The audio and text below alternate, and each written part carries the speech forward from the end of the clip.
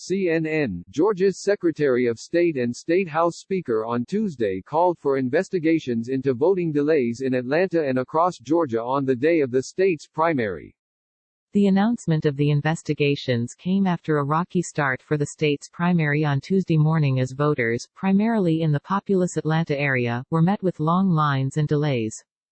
The voting situation today in certain precincts in Fulton and DeKalb counties is unacceptable, Secretary of State Brad Raffensperger, a Republican, said.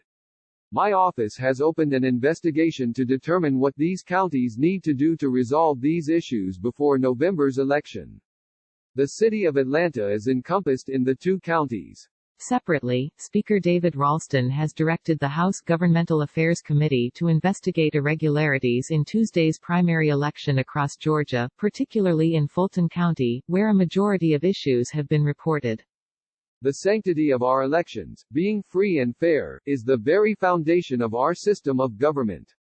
Our elections must be efficient and voters must be confident that their votes will be properly counted, Ralston, a Republican, said in a statement on Tuesday.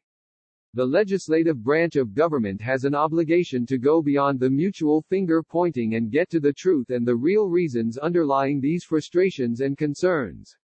Prior to Tuesday's election, the State Election Board was already investigating Fulton County for its handling of absentee ballots, though the State Election Board Fulton County has made unfortunate decisions that the state did not agree with.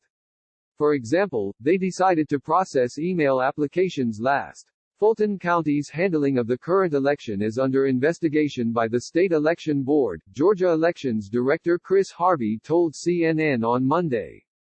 State election officials have blamed inexperienced election workers for the problems as well as safety issues related to the coronavirus, including the heightened use of absentee ballots, and have pushed back on suggestions that malfunctioning equipment is causing delays. Several voters with whom CNN has spoken, however, have said they were having difficulty using election machines.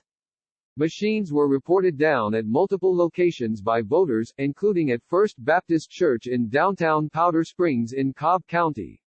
Voter Monica Hickman told CNN she was in line starting at about 6:45 a.m. and was finally able to vote about 2 hours later due to 10 machines being down.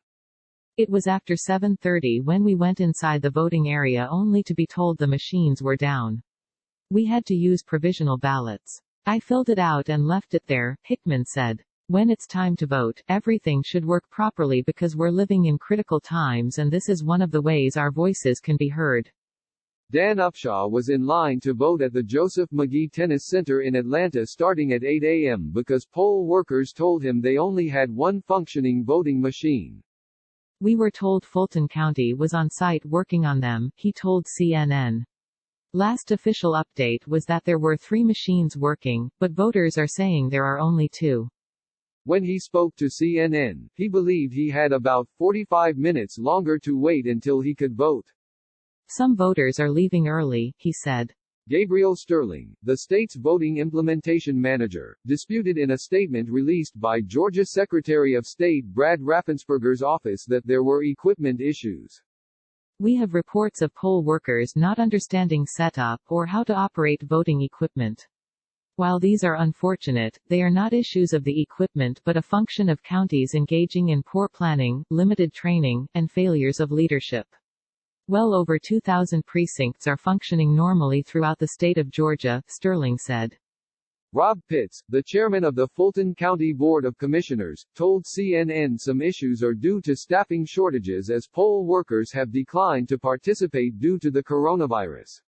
The average age of a poll worker in Georgia is 70, according to the Secretary of State's office, an age group that is particularly vulnerable to COVID-19. We had a problem where 7 people who would normally work at the polls, 6 of them decided they didn't want to work because of the virus, so we had to scramble at the last minute to find new workers, he said. Georgia State Representative David Dreyer, who represents a portion of Fulton County, had tried to recruit hundreds of poll workers on Twitter. Fulton County needs 250 people to staff elections on Tuesday, Dreyer said in a Saturday tweet. We need you. Please spread the word. Pitts also suggested that there's a lot of technology involved now and a lot of our poll workers have typically been retired people and the technology can be a challenge sometime. Raffensperger has repeatedly said that the pandemic was going to slow down the voting process, noting that in addition to delays due to social distancing and disinfecting practices, the state has fewer poll workers to man precincts due to concerns over the pandemic. With our health protocols, we are guaranteed to see lines tomorrow. That is why I have spent so much time trying to get voters to vote absentee, Raffensperger said Monday. He noted that lines will look longer as social distancing is enforced, but also cautioned the lines will be moving more slowly due to fewer people being allowed in each room and the time needed to disinfect between each use of a machine. In addition, voters have been asked to use a stylus, rather than their fingers, to operate the touchscreens. There are also fewer polling places in many counties. Some areas will see mega polling sites with more than 10,000 voters assigned to the site. Complicating matters for Fulton County, where most of Atlanta is located, have been delays in sending out absentee ballots and an unexpected election official's death due to coronavirus. There have been a significant number of complaints from voters in Fulton County who requested a ballot via email but still hadn't received it the Sunday before the election. A source in the Secretary of State's office conceded that some counties in the state are straining under the volume of absentee ballots that have been received so far. Fewer than 40,000 people typically vote by absentee ballot in Georgia, but already, the state has received more than 1.2 million absentee ballots, a primary participation record, Raffensperger has said. Of those ballots cast, 951,970 were mail-in ballots, according to numbers provided by his office. 96% of ballots that were requested had been recorded as delivered to voters as of last week, the Secretary of State's office said. Sterling previously told CNN that the last batch of ballots were in the mail as of June 1. USPS later confirmed in an email to CNN that ballots were being delivered to voters last Wednesday.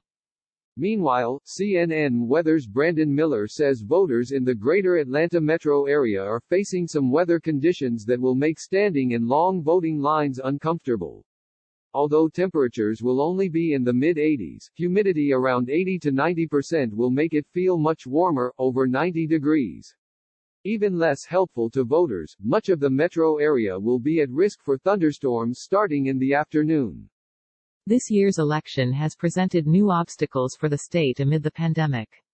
Georgia's primary was postponed twice over health concerns regarding COVID-19 exposure, and the state has mailed absentee ballot requests to the state's 6.9 million registered voters.